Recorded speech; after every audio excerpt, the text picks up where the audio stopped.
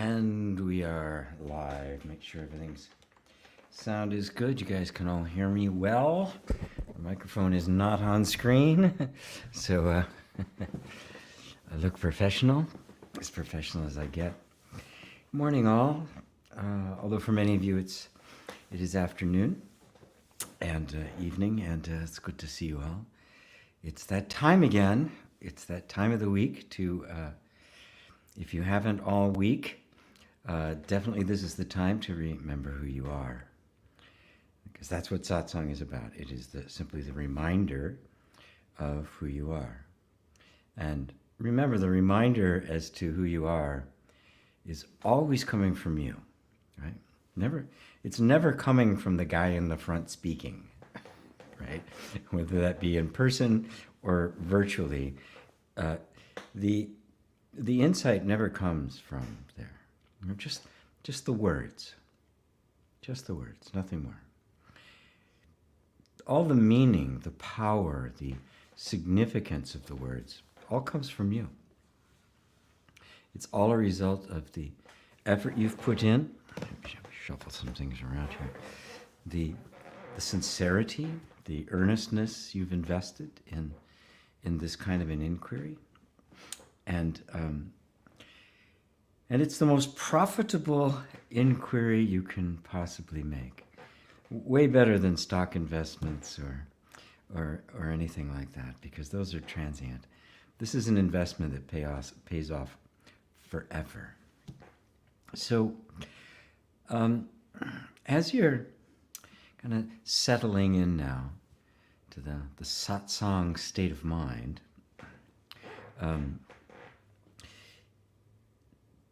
really give yourself permission to have your whole heart here, to really tune into your deepest desire.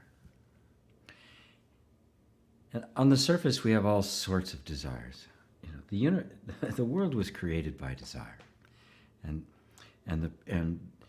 the hope for some kind of a perpetual high or perpetual pleasure or perpetual safety, relief from the suffering that most of us labor under. And there's nothing in the world that can give you that. Nothing. I don't know why it takes us so long to become convinced of that. We try every which way, and then the next shiny object pops up and promises that great feeling of relief and of contentment, and this will be it. My ship will come in, everything will be just fine.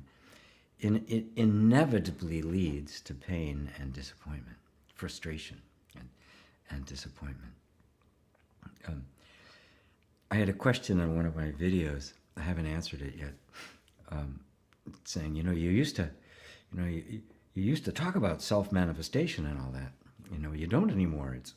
And what's up with that? And well, I've just, I started talking about that stuff after The Secret had come out. I'd done that kind of manifestation stuff, 30 years earlier, 40 years earlier? Yeah, 30 years earlier. Right? It's not like it was new. It started the whole new thought movement, transcendentalists and that sort of thing, back at the end of the 19th century and then into the 20th century. It's been around in India forever, the yogic city powers and that sort of thing. So that it took, the Western consciousness by such storm, it felt like it was appropriate to try to kind of grab it and redirect it in the direction that was spiritual, because, of course, the manifestation got completely absorbed into the materialistic ideal of the West. That it was about manifesting what I want, and what I want is what I should have, and the dream life, and having it all, and the like. And it's so pathological. It ends up being so self-absorbed that it was. I remember hearing Neil Donald Walsh, the guy who wrote Conversations with God, talking about the movie The Secret. And he said, yeah, it was good.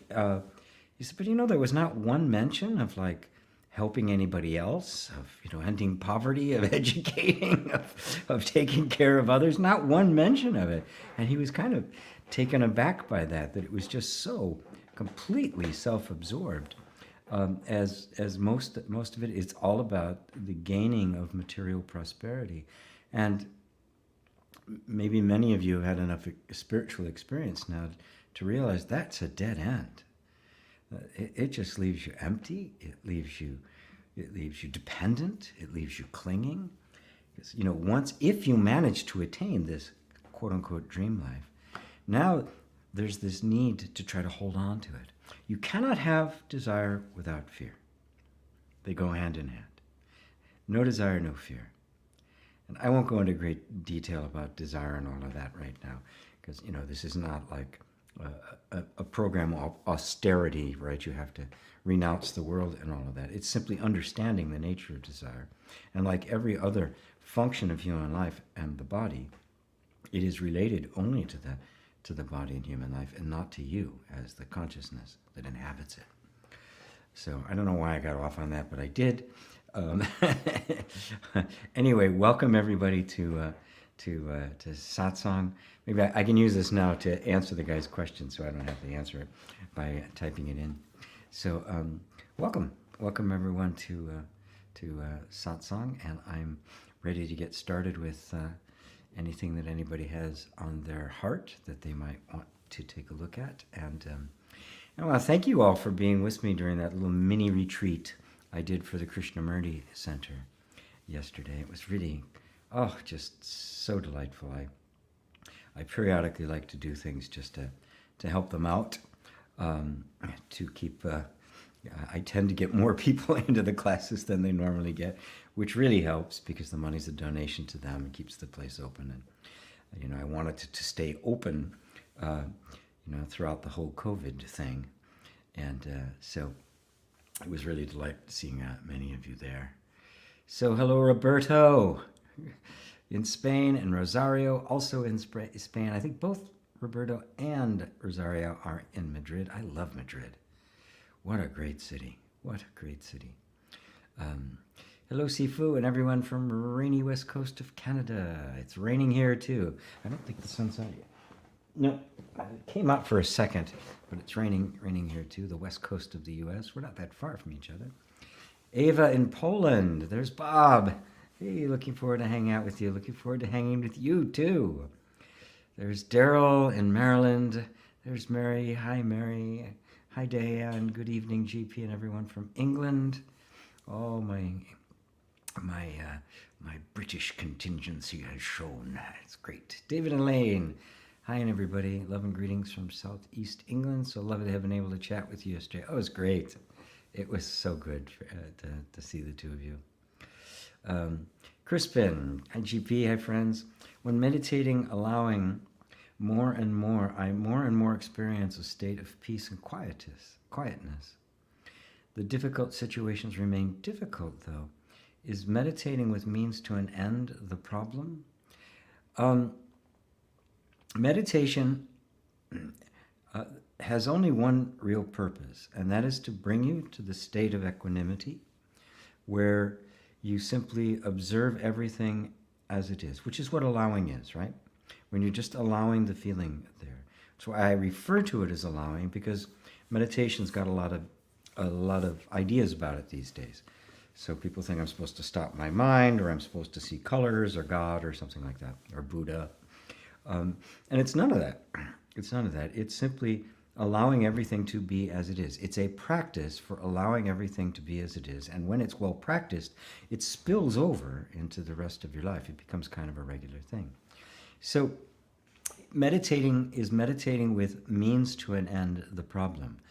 The answer is yes. Yes, it is. But what I want to do is, rather than see, if I just say yes, it's meditating, don't have a means to an end, you'll end up fighting with yourself. Now, that feeling of wanting to get some kind of result from the meditation will become an enemy you think you have to get rid of now, right? which creates the very conflict we're trying to avoid. Just notice that everything that comes up is quite natural. Of course, we do things, we want to get results, right? We don't go into business to fail, you know. We don't go to university to fail, to flunk out, right? We go with these certain expectations in mind, and so it's completely okay. What you do is you notice them. You just notice this is the functioning of human life. This is the functioning of the human mind and the emotions, right? And they're okay just as they are. You don't have to try to get rid of. Just notice that, yeah, in the nervous system, there's this energy that really wants, that's resistant to what's happening and really wants something else to be happening. Now, if you really let both of those be there, the resistance and the desire, the edge will start to come off of it. And the beautiful thing about it is that what happens is that a real solution to whatever it is that whatever problem needs to be solved will eventually show up, but it'll come quite beautifully. It'll grow out of that sense of equanimity. It won't be the kind of thing where, you're just kind of laboring over it and suddenly, this is what I can do. It'll have a really natural, organic flavor to it. And so it isn't, you're trying to get rid of the sense of means to an end. You're just recognizing that that's part of the tendency. It's okay for it to be there, and you remain in this calm center without any, that has no preferences, that has no vested interest in the outcome. And you can feel that. The desire for a particular result is trying to bring you back into the personhood, right? Because if I now get attached to that desire, that fulfillment as desire, everything that contradicts it will become the enemy. And therein lies the inner conflict that creates the suffering, right? So accept everything that comes up, absolutely everything. There are no limits here. Nothing is off limits. Right? Everything is welcome in the heart, right? And so you say, okay, there it is, and you very consciously maintain this place right in the center of the peacemaker. You have no vested interest in the outcome, including whether or not that feeling goes away. Right? It's pure allowing. Pure allowing doesn't judge anything. Everything is just allowed to be what it is.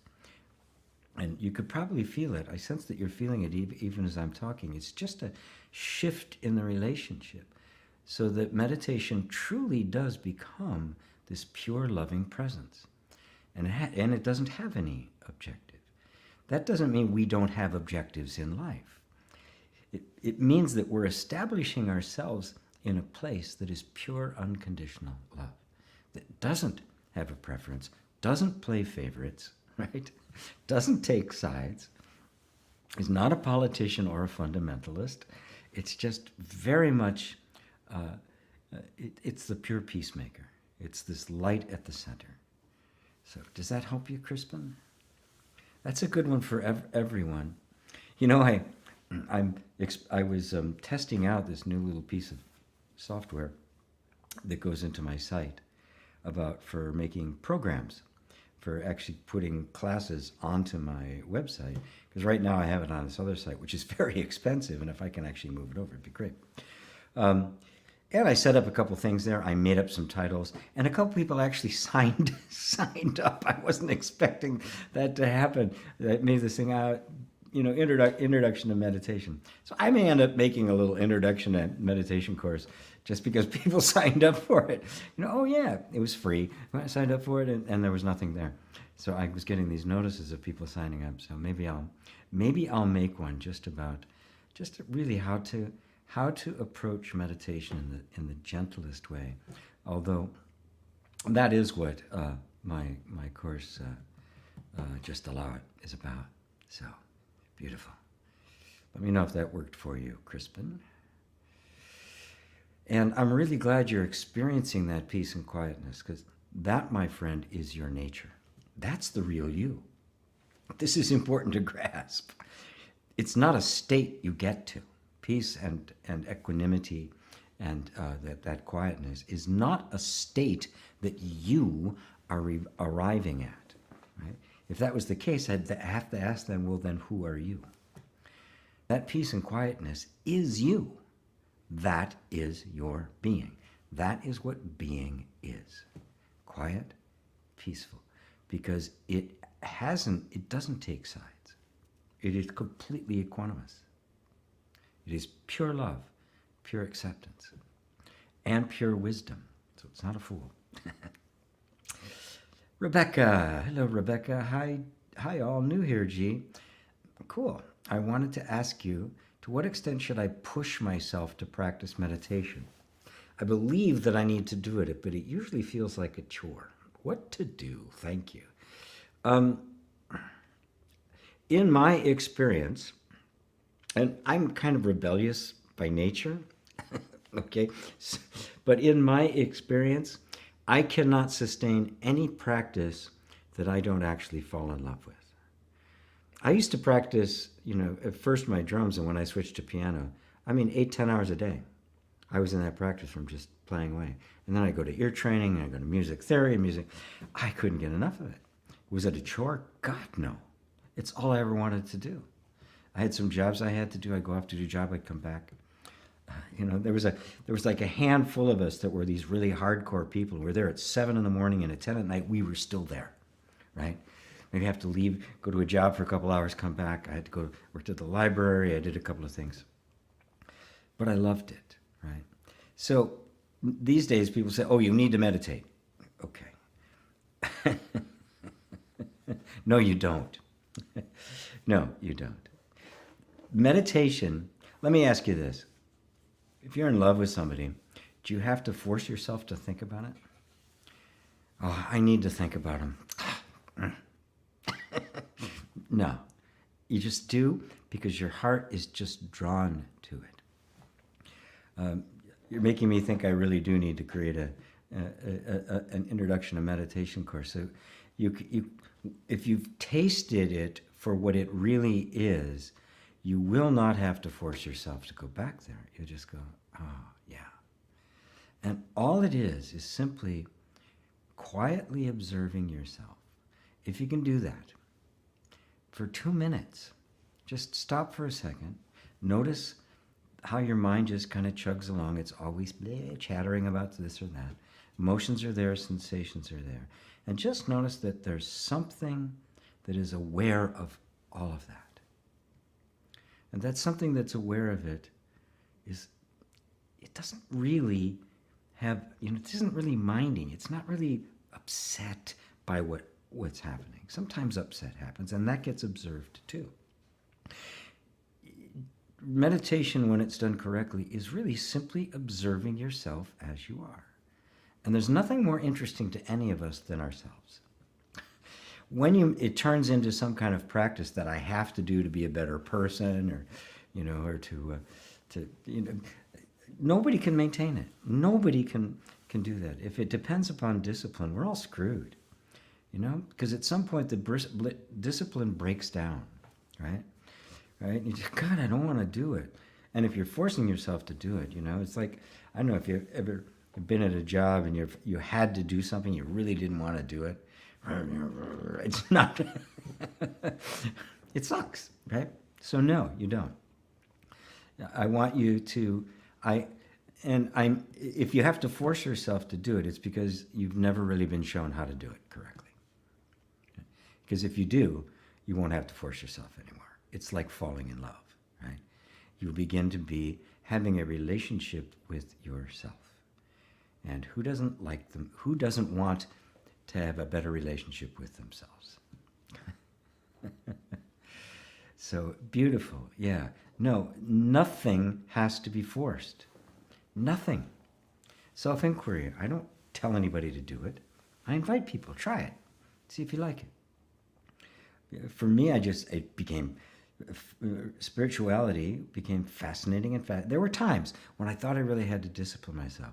And there were times I did, but I was clear about it, right? It was like I could feel that something in me was resisting it. And so it wasn't me, I just didn't want to do it. I wasn't feeling forced to do it. There was an insight there that there was this conflict, that something didn't, there was something resistant. And then the resistance became my focus of meditation. I wanted to understand it. Not get rid of it, not to be a good meditator, but I now wanted to understand this inner conflict I had between something that was enjoyable and a resistance to doing it. And now that became the focus of attention. Equally interesting, isn't it? This is how our own inner world becomes interesting to us. It becomes someplace we want to visit. We want to learn about it. We want to come to understand ourselves.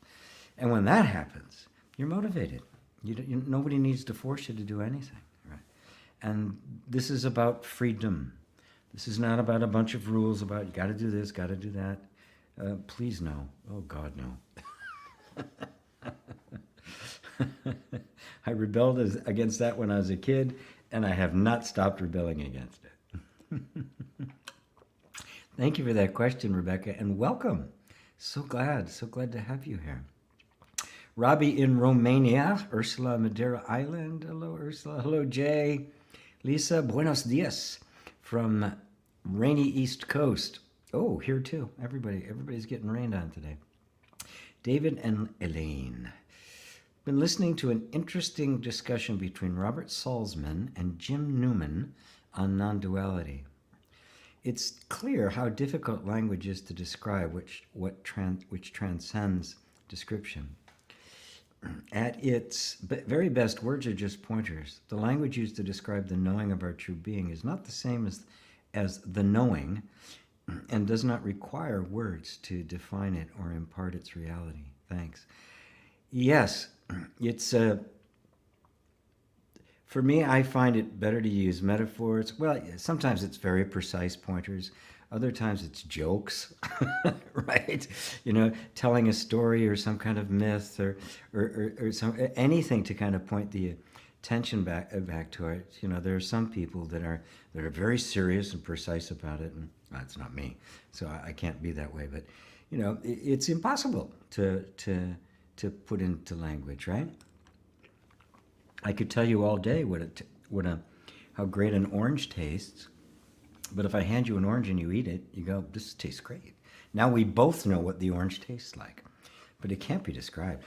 Everything of worth in our lives can't be described. Try to describe being in love. Good luck.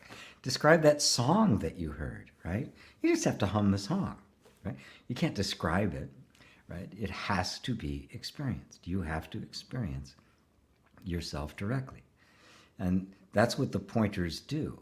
And they're not a pointer to as much a pointer away to get you facing in the right direction, in the direction where you actually might see it. You're looking over here for the sunset or the sunrise, and it's coming up over here, right? Somebody says, no, turn around. It's over there. I go, where? No, that way. It's not there. Anywhere but there. Not to, this way. And if one is earnest enough and something inside recognizes that there's something of value there, it'll just very naturally turn towards the light. Just like, it's fun. It's fun to have this plant here, and I move it around and just watch how quickly the leaves turn back towards the light. It's really amazing. It's not that long, an hour or so, and boom, it's facing it. It's in a different direction. If I put it outside, it goes up. It's really beautiful to watch. Everything just kind of knows where the light is. Well, so do you. So do you. Thank you. Thank you, guys. It was so good to see you yesterday. Faith. Hello, my chic. Hello, my love. My spiritual tribe. I noticed because of the old religious belief that God is separated and we are sinful, I feel I can't accept the idea of being God consciousness. It's not you that can't accept it. You've already accepted it. I know. I've talked to you. You've already accepted. You know that it's true.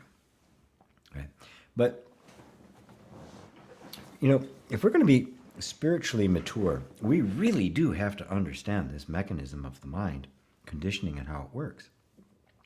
These habits are deeply ingrained.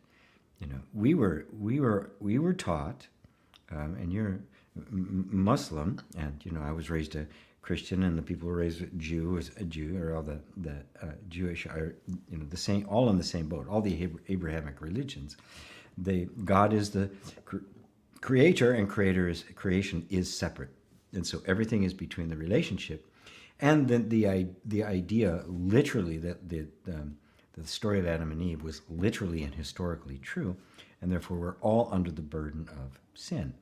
Our nature is sinful. This idea is pounded into us so consistently and with such force. I mean, the threat of eternal torture, right? That's a pretty powerful motivation to glom onto some kind of a life raft to in hopes that won't happen to you. And that sinks deep into our nervous system. I mean, it gets programmed to assume that's the truth and then do whatever it needs to do to avoid the consequences, or to try to get away with stuff because you really can't suppress human nature, and then try to get out of being punished for it, which is what happens too. That was kind of more my story until I rejected it out of hand. So it's not you that can't accept the idea of being I. You are the I. Right? Are you not the I? But your mind does not want to accept that sense I am that permeates, is closer to you than your breath. Matter of fact, the sense I am that's aware even of your breathing is the I am. That is the I am. That religious tradition cannot accept that, because now it's not creator and creation, it is simply one in beingness. So it's not you. This is what happens, is our insight, what we see directly for ourselves, runs into our internal conditioning and programming, right? And so now we're faced with this inner conflict between what we see to be true and the energy of the beliefs that are active in the nervous system. This is where, in just enormous compassion, enormous patience, enormous kindness to yourself, enormous kindness towards all of those religious beliefs and ideas. Take care of yourself, right? Take good care of yourself. Take care of your body. Feed it well, right? Exercise it. The kinder you are to yourself, the less inner conflict there is. And that creates the inner environment of safety in which the nervous system can begin to drop these beliefs away, because it simply doesn't need them. When you become the benevolent I am, right, it will respond. It will recognize the true God, the God that is love, not the God that is bombast. And it will drop all of the false ideas and completely reorganize itself around the true ideas. So it's all about just maintaining. Don't fight with it. You cannot win when you fight the conditioning. Okay? You create an environment that is so loving that the nervous system itself senses that it is now in a safe environment, which is a direct contradiction to the environment created by that horrendous, evil, and self-violent theology. And it will eventually just completely crumble away, and it won't have it. Every now and then it might pop up, right? But the overall authority and impact will simply be gone. So beautiful. Thank you, Faith. Dorte, hello G, hello Dorte in Denmark. Ravi, do you have some advice in lessening the perceived effort and the aversion to it and the hard work required for an endeavor? Or should it be more about finding an activity that is enjoyable? Thank you. Well, yeah, if you can, by all means, by all means, if you can find something that's enjoyable, one should spend their life doing things that they enjoy doing. That would be a smart thing, but we can't always do that, right? So what that means is we have to come to terms with what is it in us that is resisting this moment, right? Forget about the thing itself that has to be done. Some things are going to be more enjoyable than others, right? You know, doing your taxes is never enjoyable. I guess there are some accountants that get off on that kind of stuff. They love the numbers, and maybe they do. But for real people, normal people, that's not the case. There's many things we have to do that we don't really want to do, right? Take out the garbage, mop the floor, do the dishes. Well, I like doing the dishes, but a lot of people don't like doing the dishes, right? Just a million little things. If that becomes an opportunity for us to kind of dive more deeply into ourselves and look at our own resistance to just the normal functioning of life, it becomes a wonderful opportunity for increased self-awareness, doesn't it? It becomes a way to know yourself. Right? So why is it hard? Why is there an aversion? That becomes an interesting question. Right? Why? And of course, and oftentimes our aversion and our resistance to the endeavor it makes it harder than the endeavor actually is. Sometimes you do it, it's over. It's like, oh, that wasn't hard, right? But the mental state and emotional state we get in about it because of our aversion to it. So this is not like, you have to love doing everything. But, when pleasure comes, enjoy the pleasure. When pain comes, accept the pain, because neither is permanent. They will both come and go. And then you use it as, like anything else, as an opportunity for self-exploration.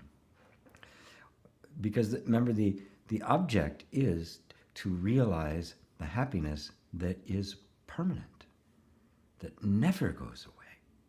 And that's a contentment.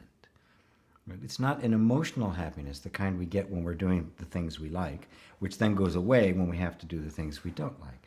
This is just kind of an underlying stillness or quiet. And just practice allowing those feelings and become curious about them. And of course, there's nothing wrong with, if there's something you don't want to do and you can find somebody else who can do it for you, or you can get out of doing it, by all means, do it. But obviously, many times in life we can't. And in which case, then it becomes, all right, so now I have to set aside my aversion, right? Which is simply the ego saying, I don't like this, I don't want to do this. It shouldn't be this way. It should be easy, right? Now, if that feeling and set of thoughts simply never occurred to you, would there be an aversion? Would it be any big deal? Would you even think of something as being enjoyable or unenjoyable? Right? Isn't that thinking? Isn't that a thought that turns it into that? As Shakespeare said, there's nothing either good nor bad, but thinking makes it so. So there isn't anything enjoyable or unenjoyable except what we think. When I think it is, I created an inner schism, an inner conflict where there isn't one really. So really look carefully at all of this stuff. And that doesn't mean you're going to love everything you do. Taxes are still going to suck. That's why I have somebody else do them. I haven't done taxes in 20 years, right? Somebody else does them. Somebody else does it for me. And I trust them. So, yeah, I'll leave it at that. How's that, Robbie? Elaine. Hello, Eileen. Hello, GP and all listening. Much love from the Netherlands. Much love to you. Juliana. Oh, jumped ahead on me. LOG, my family doesn't talk about the bad and dark things that happen and even denies them. What can I do? Nothing. Right. And I don't mean to sound flippant about it, right? But you just let go of the idea that somehow people should be different than they are. They're not, right? If they don't want to talk about that, then there are people that you can talk to it about. And if not, just keep it to yourself. And the bad and dark things that happened, are you talking about within the family? Are you talking about in the world at large? If it's in the family, the kind of things that, the kinds of abuses, the things that had lasting impact on us, often the people who did those things they don't really realize they've done. They're completely in the dark, completely ignorant. And so it's a mistake for people to believe that somehow they have to confront, the perpetrator who hurt them in some way. You don't need to do that, and for the most part, even if you did, you wouldn't get a very satisfying. Very rarely is somebody going, you're absolutely right, I did that. And I am so sorry for that. I don't know what came over me. You're not going to hear that, right? No, I never did that. Are you kidding? You're nuts. You're making all that up. That's what they're gonna do. If it's in the world in general, people are afraid of what's going on in the world. They want to hide. They want to bury their heads in the sand, right? They don't want to acknowledge some of the things that are going on, because it's very painful to admit things are not the way we thought they should be, or they're not the way we thought they were. So the real solution is, how do you come to terms with the dark things that have happened to you personally, or what might be going on around you? How do you see those things? How do you come into a relationship with them where they cease to cause you suffering? And only you can do that. All the people in the world you would talk to who can recognize it, and the best they can do is give you some validation and acknowledgement that these things really did happen. This is very important for people who've gone through some severe child abuse. A lot of times they had to deny that the events even took place. And so having somebody that can confirm that it really did, that they weren't making this stuff up, and the impact is there for a real reason, helps kind of pull away the layers inside that are just trying to keep the trauma at bay, which allows now that traumatic energy to eventually be released. But beyond that, somebody as an enlightened witness to something that might have happened, it becomes you, because this is now your process, and you can become your own enlightened witness. If there's some kind of, habitual pattern or self-sabotage or something going on that's consistent, and you've noticed that it's consistent, the nervous system never does anything without a reason. Something put it into that state. Some real event put it into that state. The good news is you don't have to know what that event is. We don't have to go on a witch hunt. We don't have to go, dredging up all the junk. Right? Something did happen. You can now acknowledge your nervous system for keeping you safe in the midst of it, and that it is continuing to keep you safe and trying to keep you safe. And just little by little invite it into the light, where it doesn't have to keep you safe in the same way. It can stop hiding these things from you. It can stop burying this energy. It can begin to recognize that you are safe, and therefore drop a lot of the defensive patterns that had been there from the incidents that had taken place in the past, and ultimately get reconnected to the truth of you, to your soul, which is what all of the traumatic material and all all of the safety mechanisms of the nervous system are attempting to do. They're attempting to protect the most innocent part of you. And in winning over the whole system's confidence, what it does is it releases the real you, which had to go underground because it wasn't welcome in the environment when you were little. And that's how it works. So I hope I answered your question, Juliana. I tried to grab all the sides I could of it, so I'm sure you'll tell me if I did or not. Martin, is it possible to get younger with meditation practice?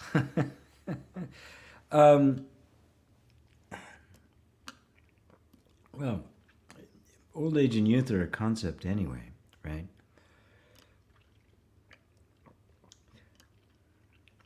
If you're trying to, if you're 50 trying to have a 25-year-old body, I'd say good luck.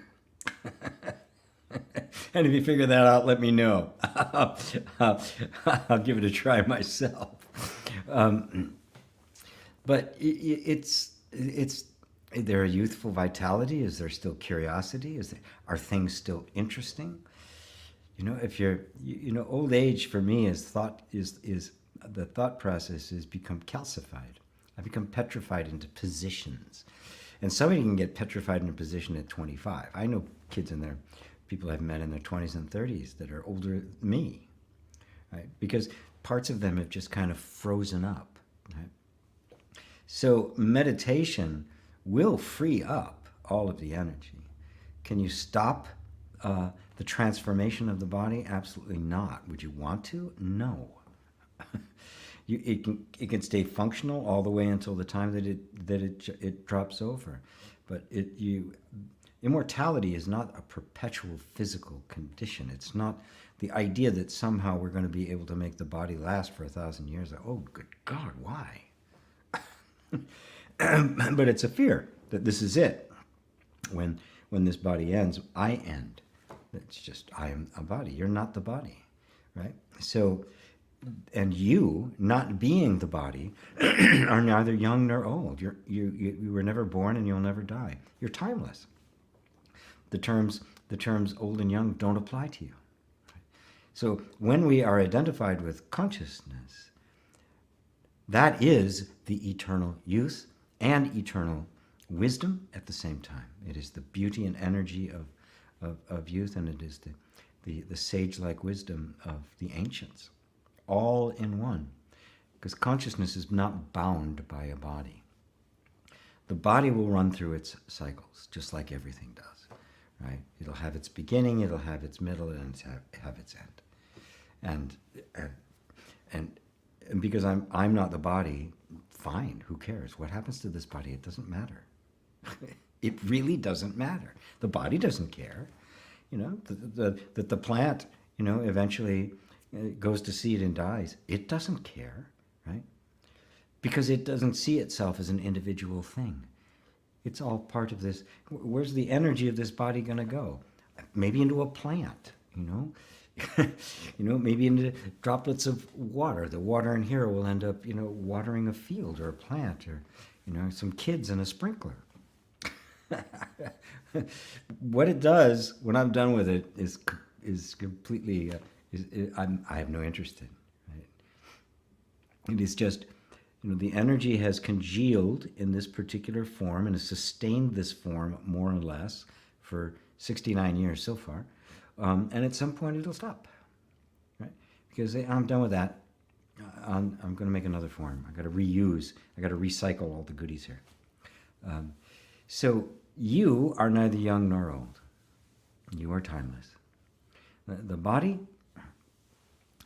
The body will tend to reflect the openness, the magnanimity, the equanimity, the peace, the compassion of the spirit that is animating it, and therefore it will appear to have a youthful, almost timeless look about it, even though the skin ages, the body changes, and all of that. It won't matter. It simply won't matter. This form is just as capable of expressing who I am as it was when I was 30. In some ways better, actually. So hopefully that covers it for you, Martin. Hello, Jonas. Hearts to you too. Justine, hi everyone. Is it possible to open the heart and solar plexus chakra? And how? Sure. Of course. Everything's possible.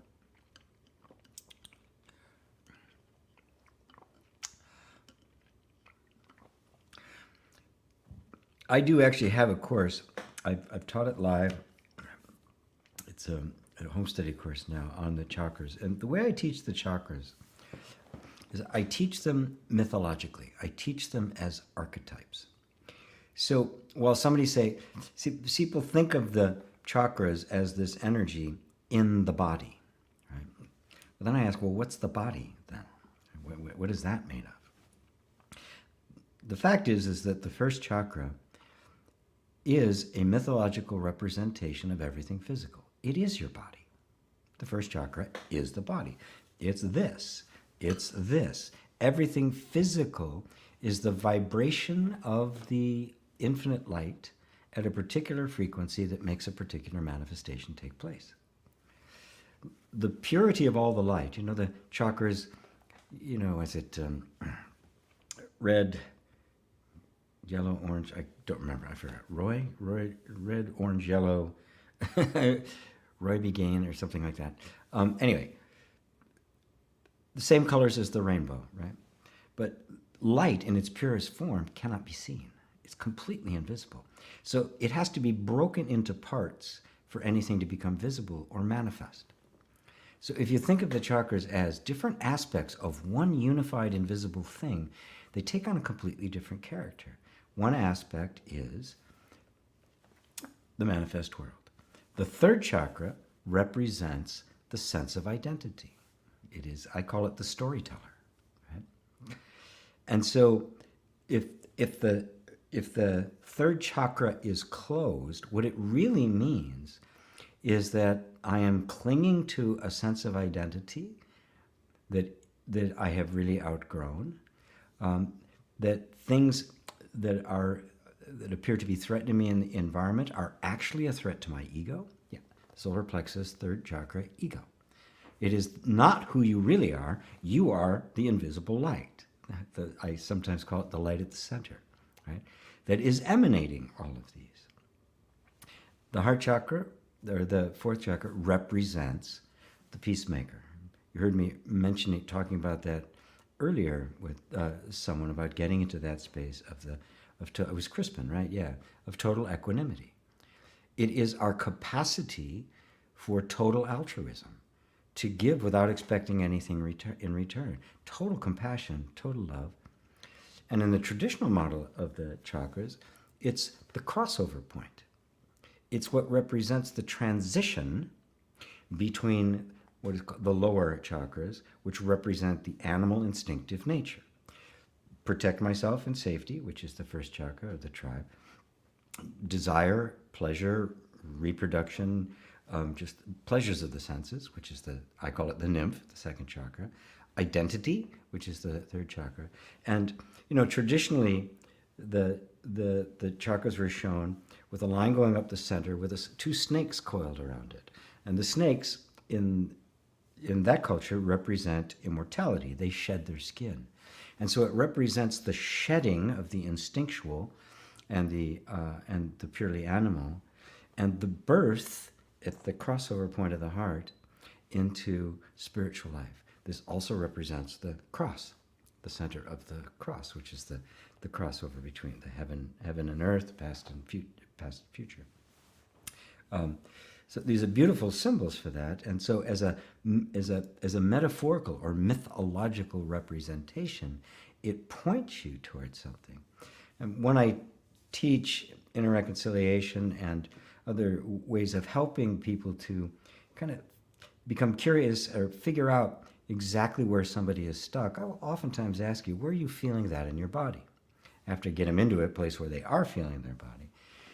And not always, but oftentimes, if they're feeling some kind of tension or something in here, it feels stuck, there's some kind of clinging to a sense of identity. And that sense of identity feels threatened by the environment. The ego can feel threatened as if it was a real thing, just the way the body is. But the threat to the body and the threat to the ego are completely different. Right? The threats to the ego are almost never a real threat to your physical life. Right? And then the crossover point is the heart.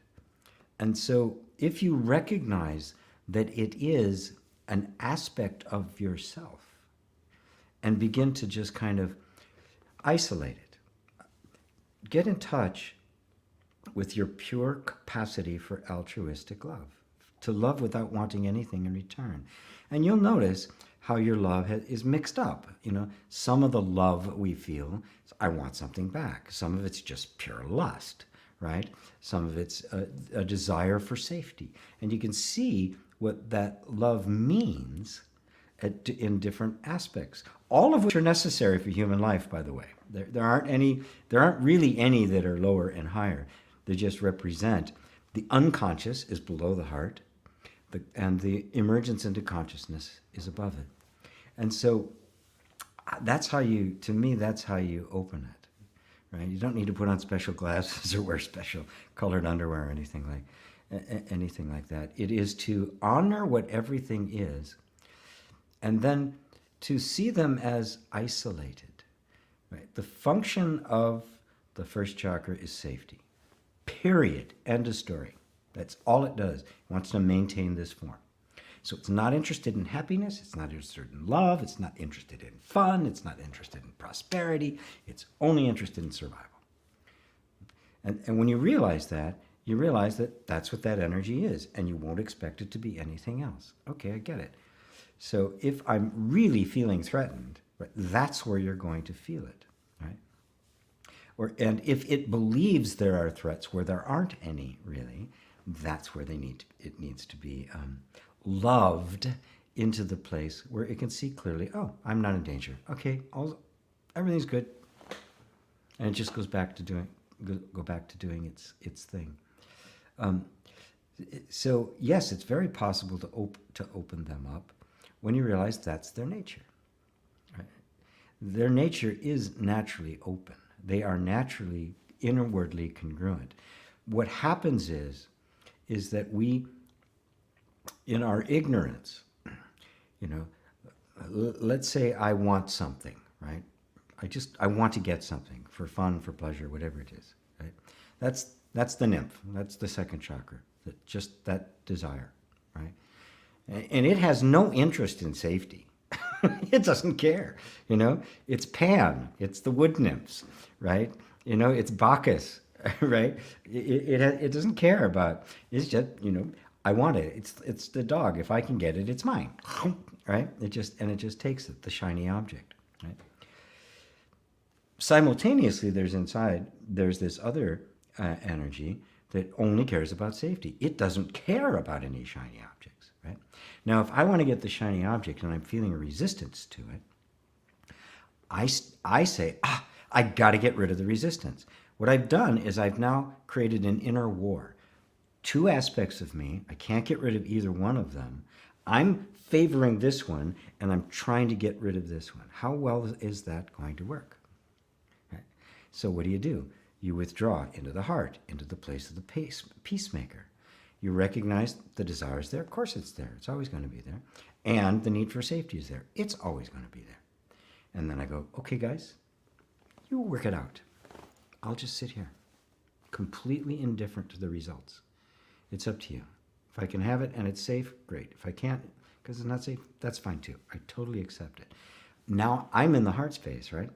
I'm not engaged in the scuffle. And can you feel what that does?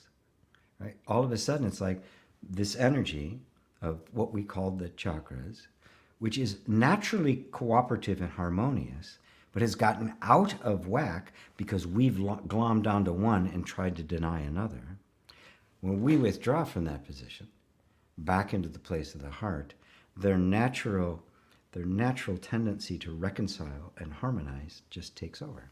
It's the Tao. It just starts to flow. That's why I call it inner reconciliation. So there's my take on the chakras in a little nutshell. Thank you, Justine. I hope that was insightful for you. I do teach the chakras different than pretty anybody else except for Joseph Campbell. I stole a lot of good ideas from him. Hello, Sue McIntosh in South Africa. Hey, GP, I'm watching you on my big TV rather than my iPad. It's like you're in the room with me. So cool. Oh, that's great. My face is... I finally made it to the big screen. I love it.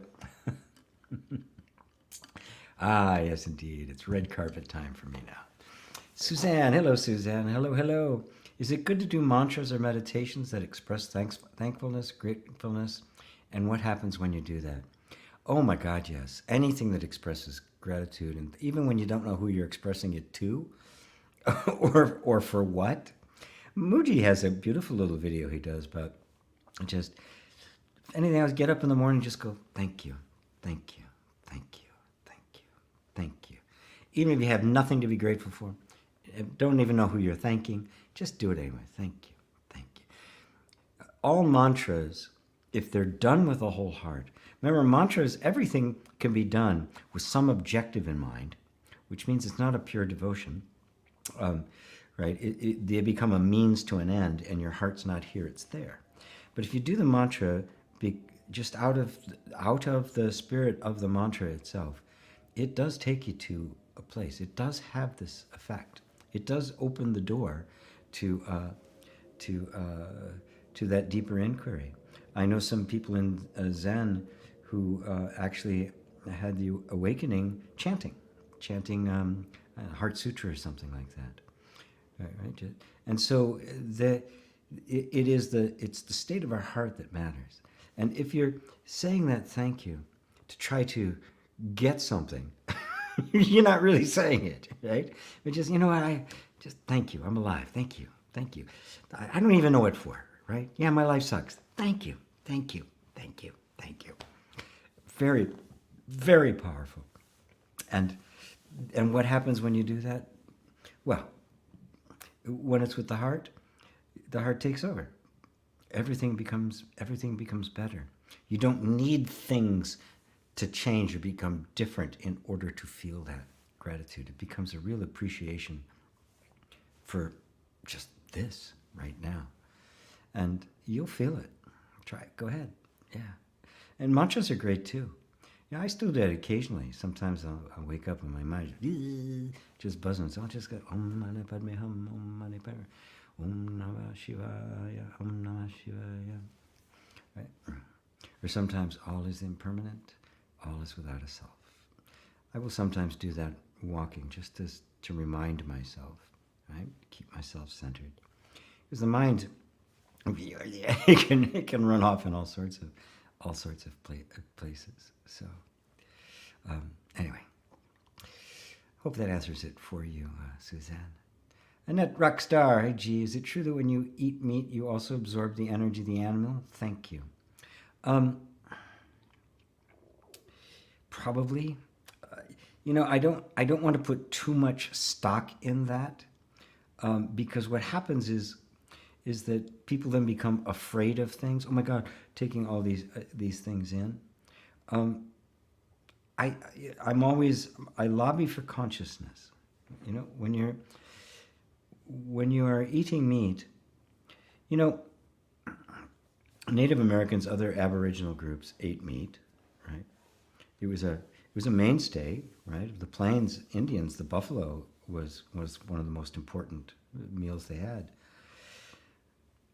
But there was a recognition of, in order for them to live, something had to die. The buffalo dance, which created the story of the creation of the buffalo dance, is absolutely a beautiful myth. But it was to honor the buffaloes that danced, or the buffalo that had died to feed them. And in this dance, the dance was magic, and it would resurrect the buffalo, maybe in another life form, or maybe again. So it was a participation. It was a conscious, active participation in the cycle of life, recognizing that I'm living because something else is dying. Well, we don't have that in the West. Factory farming is just cruelty on an unprecedented scale. It's inhuman, right? And we have to become these cold, robotic characters in order to do that. I don't eat meat. That's one of the reasons I don't.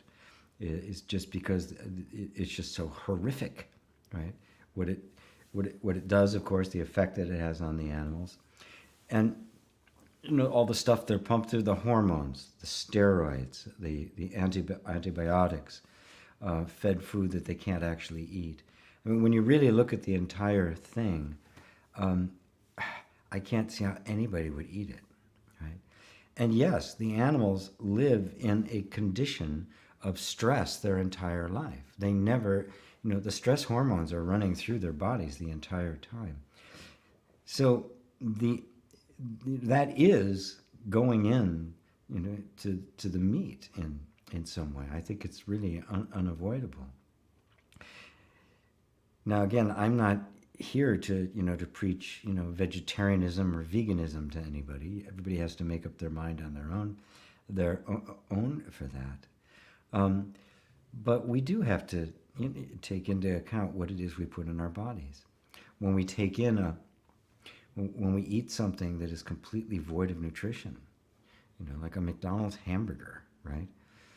Which has no nutritional value whatsoever. You might as well eat the wrapper it's in. It has more nutritional value than that. It's just a bunch of empty calories, and you feel it, right? It's artificially flavored, artificial everything, right? And you can feel it. Of course, I haven't had one of those in 30 years, but even before I stopped eating meat, I stopped eating processed food because I could see it wasn't food, right?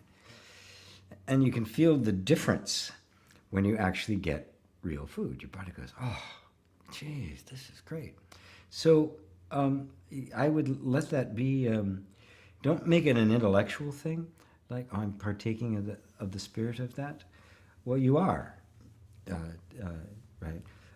But don't make it an intellectual thing. Just, check in with your own body. How does it feel for your body? For the most part, meat, when I did eat meat, long time ago, I was in Brazil, and I went to a McDonald's just to see what it was like. I think it was a McDonald's, and they're operated completely different, right? It was all Brazilian beef, and it was actually a beef burger. It was like, what the hell? I mean, it was nothing like a McDonald's. It was just the brand. It was just a brand name. It might even have been pirated. I mean, oftentimes South America, they'll use the name and they don't have a franchise at all. It's pretty funny.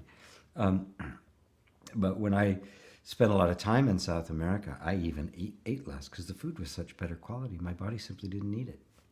So just check in with yourself about those kinds of things. Just kind of check in and see how your own body feels, right? And you'll feel it. You'll just sense it yourself. What your body's really smart. It knows where real food is, right? And it can only be tricked for so long. So I hope that answers it for you, Annette. Jay, I missed the email for the retreat. It's because I didn't send one out. I was I was doing this with the Krishnamurti Center, and Ralph and I decided we were just going to do it for the people at the Krishnamurti Center. I wasn't going to involve my list.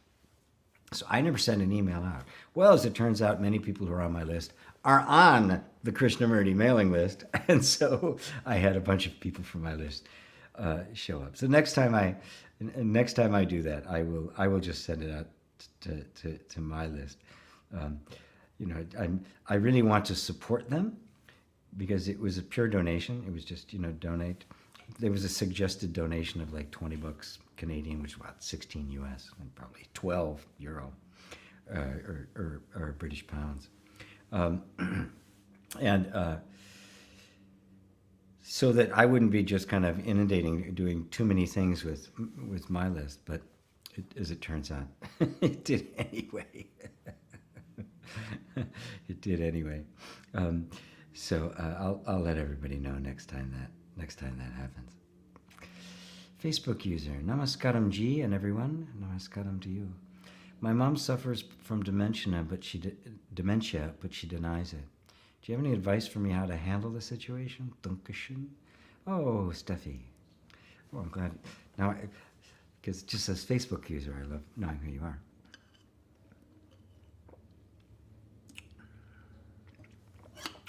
Yeah. First off, don't try to force anybody into anything. You notice it, and that's all you can do. You notice it. You can do your best to make her comfortable. If she starts losing things, you keep an eye on her, right? It's a hard thing for somebody to admit to themselves that they're losing it, whether that be some kind of physical capability or mental capability. I'm not as fast as I used to be. I'm not as quick-witted as I used to be. You notice these things, right?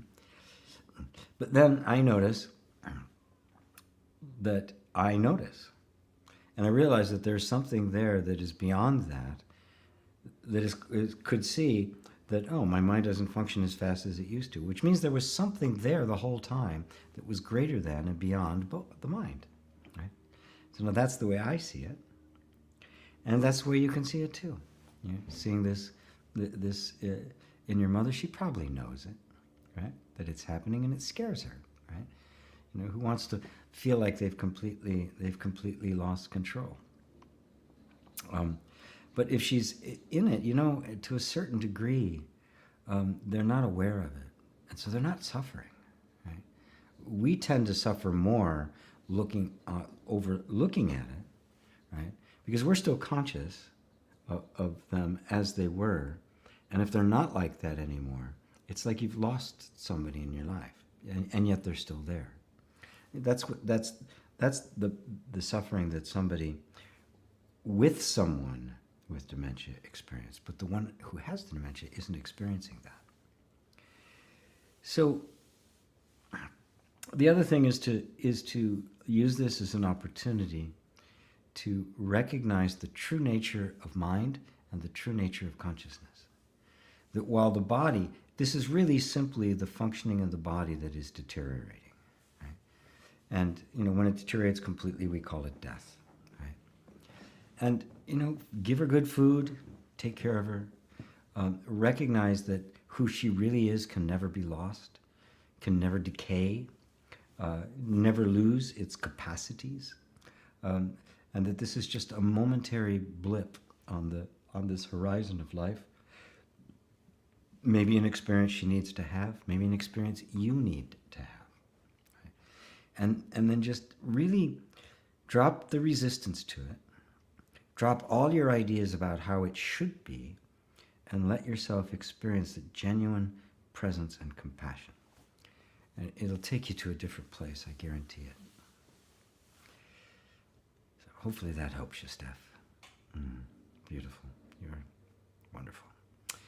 Alessandra, hello. So good to see you. Jacqueline, lots of love from the Netherlands. Good to see you. Lovely. Hello, everyone. I often think I am unworthy, and my partner also gives me the feeling to be wrong. What would help me? I suffer a lot. Thanks.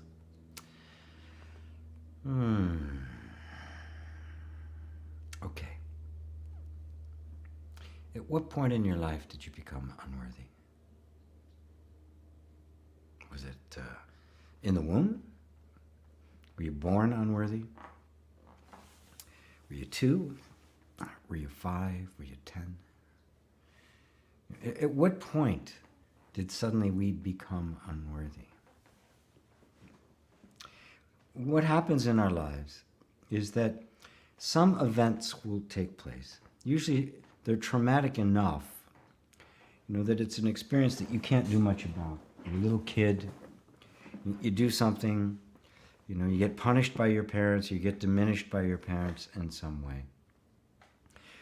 And because the child cannot doubt the ultimate godlike nature of the parents, it takes on itself the feeling, I'm wrong. This is the Adam and Eve story, right? God good, me bad. I'm ashamed. I hid myself, right? This is what happens to us emotionally as children. We become less than. This is the essential trauma that disconnects us from our soul. And as time goes on, the mind dutifully starts creating reasons why I'm not enough. And it makes stuff up, like I'm not worthy, I'm not lovable, I'm not enough, I'm not pretty enough, I'm not smart enough, I'm not wealthy enough, I'm not educated enough. It's always something is missed. But this is the mind trying to compensate for a trauma that was an energetic assumption that was never true in the first place. It was never your flaw. It was simply your natural need to authentically express yourself, running into the tribal laws that did not allow you to be you. And the way in which all of that energy gets suppressed is the mind starts creating reasons why you're not enough, and then your life becomes trying to compensate for this underlying assumption, I'm not enough. Right? So the thing is, I'm not worthy, I am unworthy is just a thought. It's not true. Now, at the level of energetic, at the level of your nervous system, it assumes that it is true, and that's why it has a sting to it. That's why it has a feel about it. It feels as if it's true, but the reality is it isn't true. Right? It was an assumption that was drawn at a time when you had no other choice but to suppress your natural exuberance, your natural worthiness, right? Because your nature was not welcome in the environment. Right? Now, it's very likely that because this is the unconscious part of it, us, right? This is, I call it energetic assumptions. I don't even like the term unconscious mind. There's no such thing, actually. There's these energetic assumptions that are programmed into the nervous system, and it will tend to create environments which sustain that assumption. It doesn't want to step outside of that assumption, even though it would be better for you, because it's learned how to keep you safe with that assumption in place. And it doesn't know if that assumption changes, whether it can or not. So it just holds on to it. So it will attract partners who will tend to reinforce it, tell you you're wrong, maybe even have a condescending attitude at times, or just, oh, there she goes again, or something like that, which hurts, right, on the level of you that knows this, I want more than this, but is exactly in line with the energy underneath that is committed to keeping this in place. Now, how do you recover from that? And the recover comes from bringing to yourself such a sense of safety that the nervous system can drop the assumption. Right? When you become safe for yourself, recognize first consciously it's not actually true. It's an assumption that got programmed into the nervous system before you could think or discriminate. So the body is acting as if it's true. It's on autopilot, even though it isn't, right? And that over time, thoughts have accumulated to support the assumption, and none of them are true. And this is one of those places where I use EFT to kind of help the nervous system let go. You have to create an inner environment of safety. That's what inner reconciliation is all about. And I'm going to be doing a brand new program about it starting in about a month and a half, end of July, beginning of August, that will include some EFT as well. Basically, we're not reprogramming the system. This isn't NLP or hypnotherapy. It is creating an inner environment where the system itself recognizes that it is now safe and drops the assumptions all by itself. It's not a forced reprogramming for the outside. It reprograms itself from the inside. As I often say, that when water comes out of the mountain, it doesn't need a GPS to find the ocean. It knows where to go. You simply have to take the obstacles away. The nervous system will do the rest. These things can be stubborn, right? Because it's been in place for a very long time. And remember, your nervous system created it to keep you safe. So until it gets the clear message, it's safe, it's not going to let that position go. So, and when you try to do self-help on yourself and fix yourself, and I'm worthy, I'm worthy, I'm worthy, I'm worthy, at the level of the nervous system, at the energetic assumptions, it's not buying it. It's going to resist it even more. It feels like an intrusion because you're trying to force it into a different position, which is exactly what happened to it in the first place. So instead, you bring this unconditional love to it.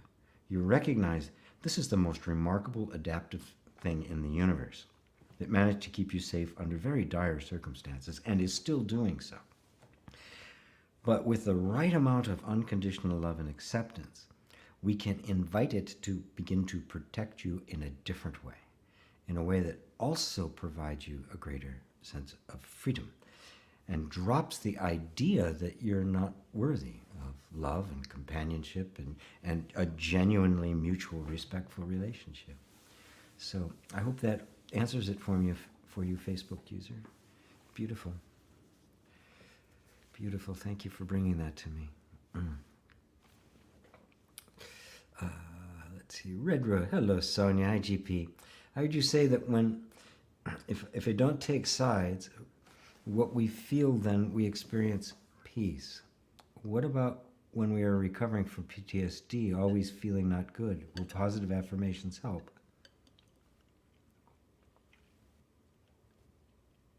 Well, positive affirmation will only help if there's an inner environment that can receive them, right? The problem with affirmations is that because of the energetic assumptions I was just talking about, they're rejected out of hand. They're just, this is nonsense, right? And in fact, studies have shown that if somebody has already a certain inner freedom and a sense of self-esteem, affirmations are very effective. But if they don't, they actually make it worse. because you're trying to affirm this, and underneath it's going, God, that's not me. That's not me. That's not me. And it gets even worse, right? So when I say don't take sides, PTSD, and I've worked with combat veterans with PTSD. I used EFT because it was used. Some guy who's shell-shocked, talking to him about non-duality is a waste of time. So I want to give him relief from his suffering. We'll talk about non-duality later, if ever. But I just wanted to give him some tools, some ways he could actually come to terms, and many did. Many did come through it on the other side. As a matter of fact, there's a very good video called Operation Emotional Freedom, and it was Gary Craig, the guy who created EFT. I think Carol Look. There was a bunch of people who are really good at EFT. They did a movie where they got combat veterans with severe PTSD. They brought them into a house for, a period of time, 3-4 days, and worked with them. I think that's what it was. Maybe they just went and worked with them in various places. And all of them recovered from the PTSD. Because what PTSD is the nervous system getting stuck in a position. It just assumes that it's going to be killed because it's, for extended periods of time, for some people, a couple of years, they did not know in the morning whether that day they were going to die. Woken up at 3 o'clock in the morning in the middle of the dark to go out on patrol, right? And sniper fire going on around it. Your nervous system gets into a position where it just does not want to drop out of its vigilance. It's one guy I worked with, that was what his experience was. And he only fell asleep. He could only fall asleep sitting in a chair wearing a uniform. He was a security guard. And when he got his uniform on and sat in the chair, he could fall asleep. He couldn't sleep in a bed anymore. That's how jazzed his nervous system it was. And so that's an extreme, but we've all suffered PTSD from our childhood. There's always been a certain kind of vigilance that has gotten created in the nervous system. So that's what it is. So using something like EFT, like I do with you, and what I mean by not take sides, is to drop your own inner fight with the negative feelings or the sense of vigilance and the like, because if you fight it, it gets more defensive, right? So we're trying to create an inner environment of safety and acceptance. And when you do, you'll find that you can say a positive affirmation. If you look at some of my videos, I do one on I am not safe, and then I do another one on I am safe. And I have another whole set of tapping videos and audios I did called Tapformations. You don't do them at first, but you can actually begin to use tapping and affirm positive things about yourself. But that's only after, right? If you're doing it to try to force to force it into that positive frame of mind, you'll fail. But you can, and you just notice it, that after you've done some work with EFT, and there's this, I'll often say to somebody, okay, now hold that thought again. Does it feel more or less true? I'm not enough. Try to think it. Is more or less true. Some people say, I can't even think it anymore. Other people say, it doesn't feel quite as true. There's an opening. There's more of a spaciousness. At that point, you could do something a little bit more affirming while you're tapping. But also being sensitive, you could say something and suddenly you'll feel a sense of resistance. Don't force the affirmation at that point. At that point, just kind of back off, pick up the resistance, and work with that instead until that has been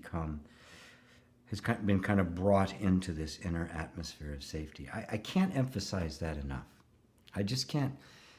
It's the whole. It's the whole of everything I teach. It's the whole of inner reconciliation. It's the whole of non-duality, right? It is creating this space that is completely you. It's completely open, spacious, loving. It has no enemies. It has no problems. So, thank you, Sonia. Jay said, David Elaine, I learned the hard way through discussions with others. Whatever way we try to describe it. Oh, yeah, you were commenting something earlier. Nask, I can't pronounce your name. Burhan? Naksh. Hello. What are the mediums beyond senses to know? And what is knowing? Thank you. What are the mediums beyond the senses to know? Well, the senses have a limited range, obviously. They can't see all, of that there is of light. Dogs hear way more than we do, right? So the senses are already within this narrow band. The instrumental extensions that science has created, which takes stuff that's outside of what we can see and represents it within the world we can see. So you'll see like waveforms on an oscilloscope, or you'll see infrared. You'll see magnetic pulses getting turned into sounds, right? I've actually done a couple of compositions using the sounds of Saturn and the sounds of Neptune. It's kind of fun. So there's all sorts of things outside the realm of our perception. So the first thing we should recognize is that's the case. There could be other beings wandering around, and we're completely oblivious to them, and they're completely oblivious to us, because we're just operating in, we could be walking through each other. I mean, a radio signal, the solid, you can't see it, but all the solid wall, a solid concrete wall is invisible. It's like a window to a radio wave, goes right through it, right? Visible light doesn't, right? Which is why we see a wall. But radio waves do. They go right through it. What's beyond? All sorts of things. There's all sorts of things. right? It's really actually impossible for us to even conceive, because they'd all have to be reduced down to our field of perception in order for them to be seen. Now, what is knowing? Well, that's different, right? Knowingness is simply your capacity to know. Now, let's say you took your senses and they expanded, right? There was a time, not that long ago, the last color we came to be able to see was blue. Looking at ancient writings, I mean, not ancient, the Bible, and other things thousands of years old, there's no mention of the word blue. All other colors, but not blue. And they would describe things that we now describe as blue in a different way.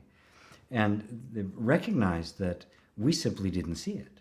That's been relatively recent that we've been able to see the color blue. It looked like something else. We were colorblind to it, right? And now we can. And all of us... Now, was there anything in consciousness, the knowingness itself, that restricted us from seeing the color blue? Or is it simply the mechanism didn't give it? So the knowingness doesn't have any limits on it, right? It's only confined by the perceptual equipment. But the knowingness itself, consciousness, isn't. If it can be perceived, it will be known. So the knowing, the field of knowing, is absolutely infinite. And so it can go beyond even the senses. It goes beyond time, and it goes beyond space. And this is not an abstraction. I'm talking about your knowingness, that which is hearing my words right now. It's that simple. It's that direct. It's that right here and right now. Oops. Sorry for the slurp. So, bring it home to you. The knowingness is consciousness, Sat Chit Ananda, being, consciousness, or bliss, or existence, knowingness, and contentment. They are the nature of the infinite existence, the formless, unmanifested existence. If something manifests, it is known to the unmanifest. What is manifest will always be a reduction. It will never be the whole thing. It can't be. Right? It is always going to be some kind of a perceivable form. And there'll always be something beyond that perceivable form. But that out of which the perceivable form arises, that to which it returns, and that which is aware of it, is not bound by anything. It is not a form. And that is you. That consciousness is what is hearing my words right this minute. It's not abstract. It's not out there somewhere. It's you. It's the you know, the one you're with every day. Thank you, Naksh. Hope I've said that correctly. Patricia, hello Patricia. So nice to see you again. I enjoyed yesterday's meeting very much. Love to you all, friends. Yay. Remy, hello Remy. Gee, sometimes I get a racing heart when I'm trying to do things that spark anxiety or fear in me. I started deep breathing into the feelings. Is that doing enough, or should I do more? That can be enough. Yeah, most importantly, don't make this an effort to get rid of the feelings. That creates the conflict. Okay, the feeling is here. I'm just going to breathe into it. I'm going to sink into this feeling. It's here. Okay, I'm not fighting it. I'm not trying to get rid of it. The breathing will help me center myself and keep me present with it, not run away from it. Right? Keep me present. Yep, anxiety is here. Okay. Ooh, it's very uncomfortable. Yep, sure is. Okay. Keep me present. Keep me present. Keep me present. And you can also do some tapping. I showed you how to do that too. Don't even have to say anything. You have to be real clever with your words. Just keep me present. I'm not going to run away. Keep me present. Does that do it for you, Remy? Very simple.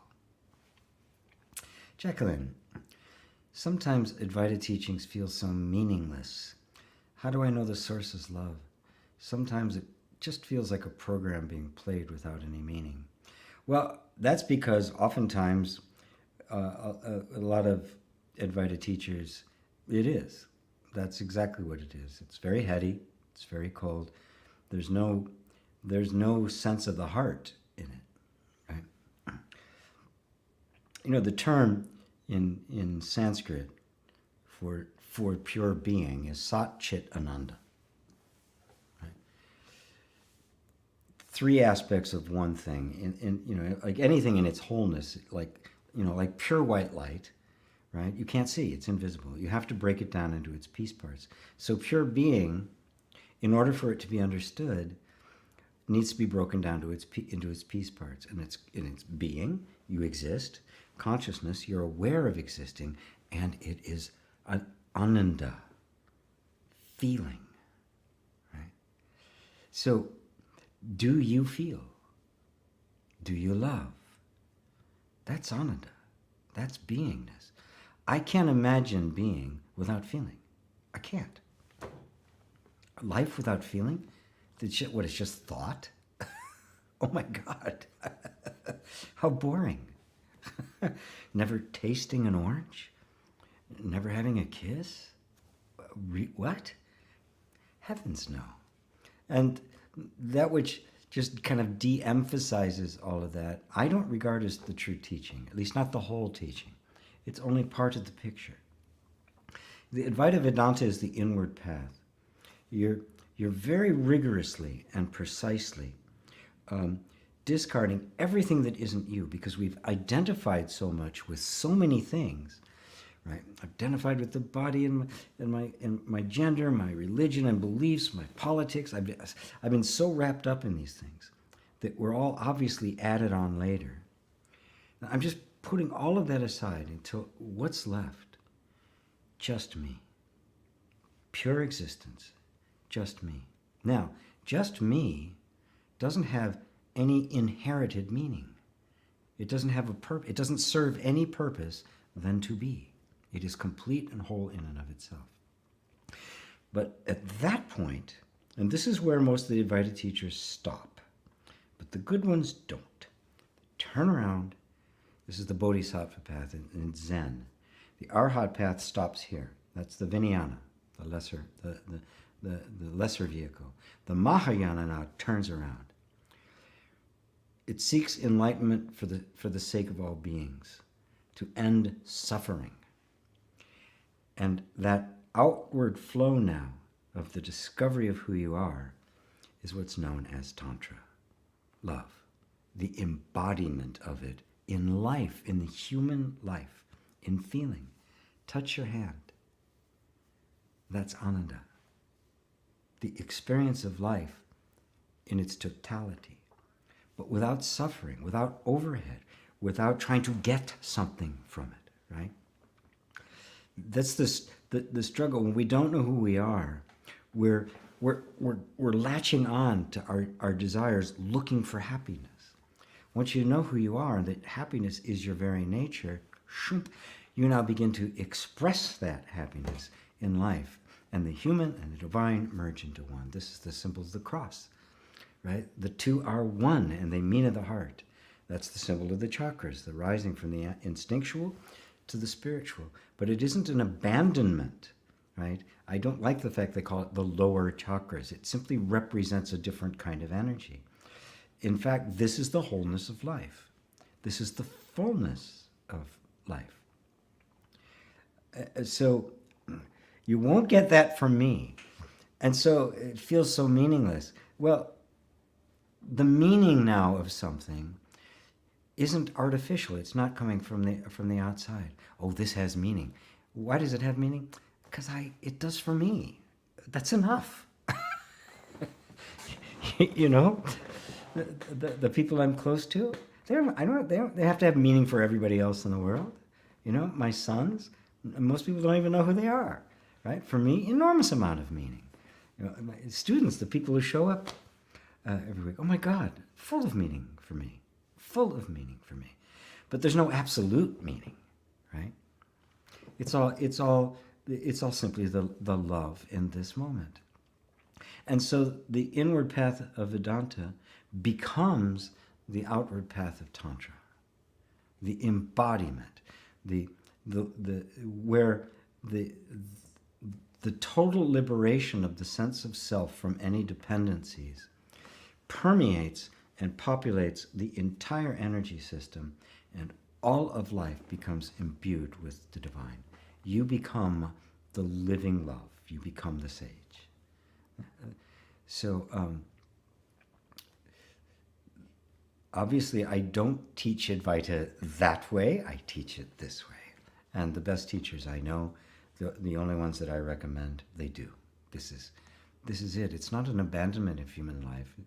It's a transcendence, but not in the sense that this goes away and it subsumes it. It loses its suffering, but not its flavor, not its taste. An orange still tastes great. Matter of fact, tastes better. Because you're not trying to get anything from it anymore. You don't need anything. It's all love. And you're receiving from love. You're giving love. Everything becomes pure love. Does that help you, Jacqueline? How do I know the source is love? Because you're drawn to love, aren't you? That's your nature. You can't help it. That's the premise. We're drawn to love. Everything is about love. That's how you know. Right? And you can feel it. When it's taught correctly, you can feel it. Right? Thank you, Jacqueline. Mary says, I love your answer about conditioning and being kind to ourselves. Yeah. Oh, thank you, Mary. Hi, Marty Hale. Hi to you. Ah, Martin, my dear friend. I think we are moving from the I to the necessity now of we. Your thoughts, please. Yes. Thank God. You might have heard my talking a little bit earlier, a question about at the beginning about the manifestation and how the whole law of attraction things made us so narcissistic. I, and no we in that at all. And that it's not just that. I mean, that just came from the overt materialism of the West that just got kind of, you might say, spiritualized with the law of attraction and the movie The Secret. You cannot separate I from we. How can you? It's kind of like, look at the trees behind me, right? Can you separate the tree from its leaves, right? Or the leaf from the stem from the branch from the trunk from the roots, the leaves from the sky, from the sun, from the carbon dioxide in the air that it breathes, from the earth beneath it, from the minerals in the ground, from the worms, the insects, all the things that are making that happen. We arbitrarily create a tree, and make an object. But really, step back and look. Can you really separate anything from anything? When we do, it's purely in the mind. It is purely a categorization of mind that does not apply to a reality. Any more than go look for it. You cannot find a boundary between any state or country. Go look. There aren't any. They are complete fabrications of the mind. There are no such things. There aren't two. If you're going to have an I, it's got to be the infinite I. Otherwise, you got a we, right? And it's actually both. I, we, Gaia, right? It's actually, the I is the we. There's no, because I can look at this, I can admire the beauty of a tree, and then I can take the entire thing into it. And guess what? I can't leave me out of that either, because the admiration of the tree is in me. And what would there be to admire if it wasn't there with me? And what would it be if I wasn't there to admire it? You cannot separate us. We are we. I is we. You can't define yourself terms of, just in terms of yourself. Don't surround yourself with yourself. You can't do it. I mean, how do you describe humanity without describing male, female, black, white, Asian? I mean, how do you do it? You can't. There's no such thing as humanity. It is a we-ness, right? All different aspects of an essential unity that is the one, which is beyond an I, right? Because when you are the one, you're beyond I and other. It's just, it's beyond we. It's beyond one and many. It's in the land of the transcendent. But the reality is, folks, is it is one being. The we and the I are one. There's only, I mean, just look and just watch. The next time you're walking in a park, look at a tree and just take it all in and see every little piece completely interacting with another. And let's not forget, the tree breathes in what we breathe out, and we breathe in what it breathes out. Right? It's kind of like, my lungs take in the oxygen. They put it in the blood, which goes out to the cells. Thank you very much. Here's my garbage, which is carbon dioxide, which goes back to the lungs, breathes it out, and then it's taken in by the tree, which does exactly the same in the opposite and brings it back. Okay, other than this imaginary line I have between, that sounds like one organism to me, right? I give oxygen to the cells. My lungs give it to the cells. They give me back carbon dioxide. I give the carbon dioxide to my other lungs, which has me back oxygen. I say, thank you very much. That's one being, right? That's an I we, right? Yes, I can look at it as we. I can look at it as we as the lungs and each of the cells that make up the lungs. That's a we, and it's an I, right? And then all the little piece parts, all the blood cells, and all the stuff, right? All of it is just this, just unfathomably gigantic, unfathomable oneness. A one that is simultaneously many. You cannot separate your good, your blessings, your awakening from anybody else's. You can't. You can't do it. Trying to do it has made the mess, and thinking we can is what made that disaster of the secret promoted, where it's just all about my dream, as if that could exist in a vacuum separate from everyone. Simply can't do it. Oh, hopefully you like that, Martin. It's so good to see you here, my friend. Dear friend. Merck. Hello, Merck. Hi, GP. Nice spontaneous meditation the other day. But I suppose when you don't feel that you're doing anything, everything is a spontaneous happening by default. Actually, it's true. Yep, everything is a spontaneous happening. Even a plan is a spontaneous happening, isn't it? There's a spontaneity there about, I think I'm going to take a trip to, I don't know, Europe, and got to go buy an airplane ticket and make hotel reservations. It's a spontaneous act. Everything is a spontaneous act. Everything is a moment. Everything is a virgin birth. That's the way I like to look at it. Everything is a virgin birth. It comes out of nowhere. Well, it comes out of the nature of the creative power of consciousness itself. Consciousness is forever producing itself, revealing itself, manifesting itself in form. We call it the mind calls it spontaneity, right? It's actually life.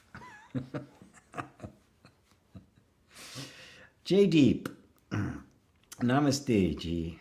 I tend to think the first breakthrough on self-realization happens when one reaches the thoughtless state for the first time, or to say that the illusion of the ego mind drops for a moment. It doesn't, not necessarily the first. Sometimes somebody even getting a sense that it was somebody recognizes a pattern they used to be doing, and suddenly something goes, wait a minute, this is just a pattern of thinking I keep thinking. That's a moment of realization. That's a moment of breakthrough. A gap has opened up between what I thought I was and just assumed I was and was going along with unconsciously, and suddenly I was standing in a different place, and I saw it differently. Suddenly it wasn't necessarily me. It was a habit. It was a pattern. It wasn't necessarily myself. That too is a breakthrough. What you're talking about is a very significant one, where for a moment, all of a sudden it's like, I'm not there anymore. And you're consciously aware of it. It happens a lot more often than we think, right? When you see a beautiful sunset or a laughing baby, or a flower catches your attention that wasn't there yesterday. And there's this suddenly that you just kind of go, oh, it just kind of stops you in your tracks. For a brief moment, you're not there. It's pure unity. You and what you are looking at are one. There's no ego there. Pretty quickly, though, the mind comes back and starts, oh, how beautiful, look at that, what is that, I love that plant, I've never seen that before, what kind is that, and then the discursive mind kicks in again. But in that moment, which happens to us more often than we realize, anytime you're thoroughly absorbed in something, even a movie, you have disappeared to a certain extent. But then there are those times, consciously, when we're in the meditative state and suddenly thought just stops for a second. And there's just being. And you're aware of it. It's a very profound moment. When that happens, it's highly unlikely that it will stay there. Thought will come back. Do not go chasing that moment. Do not go chasing after that moment, right? Get back to the thoughtless state, right? No, just continue watching. You're beginning to notice that you and thought are not the same. And whether thought is there or not, right? Whether the ego mind is there or not, you are still you. This is how you really separate yourself from it. And then now it doesn't matter whether the thought's there or not. You don't need the state of samadhi that way, right? Because you are permanently in the state of the awareness of. And these things will come and go. And of course, the more you are like that, in that, and recognize that is who I am, who I've always been, you are completely equanimous about whatever happens. Nothing bothers you anymore. And the tendencies of thought lose the energy that has sustained them, and they do begin to dissolve, so they don't bother you as much. There are periods of just quiet. Like right there. But then it happens to every one of us daily when we go into deep sleep. There's no sense of I as this person anymore. While real I as pure awareness witnesses the deep state, then why does that not lead to self-realization? Why the thoughtless state in deep sleep is not as powerful as the thoughtless state reached with effort? Because you're not after the thoughtless state. You're after identification with the awareness that is aware of the thoughts and the thoughtless state. Something is aware of both. Something says thought is here, thought is not here. Right? Now that doesn't happen in deep sleep. Thought is just not there. Right? There's not a conscious awareness of it. Self-realization is, I am this, whether thought is here or not. That which is aware of thought and that which is aware of the thoughtless state, that is who I am. It is beyond thought and thoughtlessness. It is beyond all opposites. It simply is the background of all of it. That's self-realization. Does that help? I just need to point you to that, because this is a common mistake in meditation, that people think the thoughtless state is it. And there are many yogis have sought to get to that state of mindless samadhi. And you can't maintain it. Of course you can't, right? Because Awakening is not a self-realization, is not a state. It's the realization. Oh, it's not a state at all. Am I any different? If thought is present or thought is not present, is the awareness of those any different? That's you. That's the real you.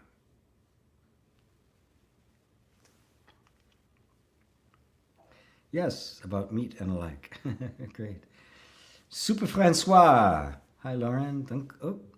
Danke verde char. I don't know what that means. Diane, aging. I am 79 in July, and yes, I am not as articulate as I was, but I notice and don't really mind. Beautiful. I feel so deep down happy and content. You touch on so much I see as true. Well, you know, that's the whole point. The whole point of getting old is to let go. I was with my son the other day, and, you know, he's got my granddaughter's 4.5, and he's now expecting I'm going to have another granddaughter. Just about the time my other granddaughter turns 5. And he says, you know, Dad, being a parent is all about letting go. And I said, yeah. And guess what? It doesn't get any different later. People want to hold on to what you can't hold on. The whole point of this is to prepare you to completely let go. Because it's all permanent. All is impermanent. All is without a self. All is impermanent. All is without a self. And the impermanent is what you completely embrace. And then you find that which actually is permanent. But that's not a thing. That's the real you. What isn't you will fade away. It will, of course it's going to, because it's not you. So it's the kind of thing you embrace, right? We just live in a very sick culture, which does not understand the value of aging, because it's only interested in marketable skills. There's no concept of wisdom. Right? It's not interested in any of that. So, wonderful, Diane, wonderful. Hello, Amy. Always love the reminders of truth you give us. I'm from Vancouver. Hello, Amy, good to see you. So beautiful, your backdrop, all that luscious green, says Facebook. Isn't it wonderful? Yeah. The apartment I have has got this little atrium right out back. That's why I chose this particular one. It's a small apartment, but this thing is, you know, I could sit here and watch it. And it makes a great backdrop for these videos. Oh, look at this, my ugly napkin and my beautiful set I had up here. And I think it's still...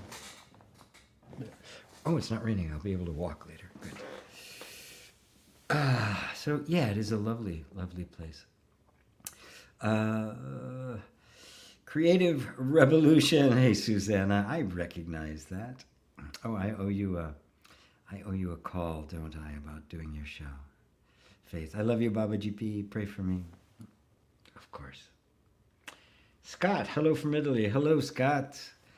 Ido, hello, G. Hello to you. Thank you so much, G, for the thoughtless state. Very helpful as always. Much thanks again. You're very welcome. Thank you so much, G, for the explanation on the thoughtless state. Yes, it's very important. It's very important because that we can start then seeking something that you can't actually have because it's impermanent. If the thoughtless state was it would be permanent. But it isn't. It's going back. Matter of fact, you can't even talk about thoughtlessness except in terms of thoughts, can you? Right? You can't say thoughtless state without invoking thought. The two happen at once. That which is aware of both is beyond all categorization. It cannot be spoken. It is the Tao that cannot be spoken. Jay, thank you, G. Another beautiful satsang. You're always needed until you aren't here physically.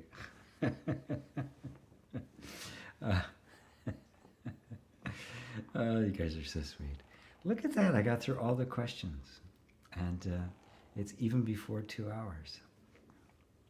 So I'll just kind of bring it to a close. The goal of satsang, which is the goal of meditation, the goal of self-inquiry, really, it's actually the goal of all person developments, everything we try to do to improve ourselves, is to discover our actual true nature. But our true nature is so subtle. Because it's unchanging, right? It's always been the same. It isn't noticed.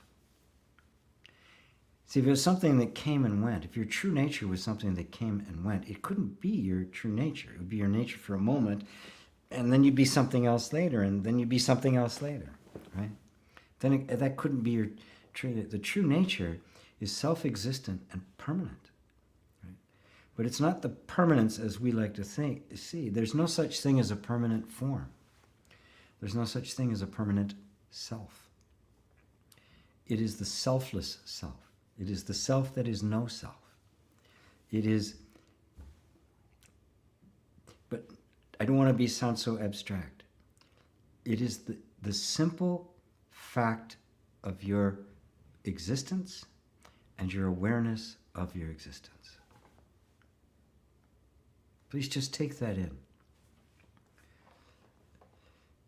Meditation is consciousness meditating on consciousness, on itself.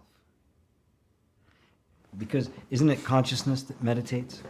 You say, I am meditating, right? But I mean, without consciousness, is there such a thing as meditation? So what is the focal point of the meditation? The meditation that I teach, the focal point is consciousness itself. It is the place where you are meditating on your own nature. Consciousness meditating on consciousness. Nisargadatta called that Mahayoga, right? The great union, right? Where the meditator and the object of meditation become one. Where the devotee and the object of its devotion become one. Where the lover and the object of that love become one. Where the human and God become one. The great union. To simply meditate on the self-evident truth that you are conscious. I am aware. Aware of being aware. It's all you need to do. And the sense of somebody meditating on awareness will eventually dissolve until it's just awareness, aware of awareness, in awareness.